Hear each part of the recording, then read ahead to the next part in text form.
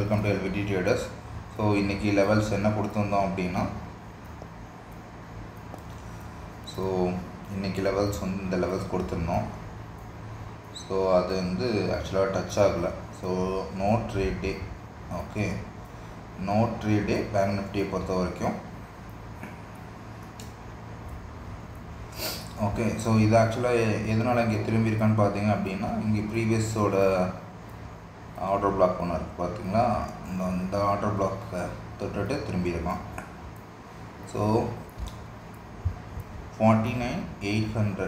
Okay, 49,780 to 800, 780 to 800. இது வந்து important level.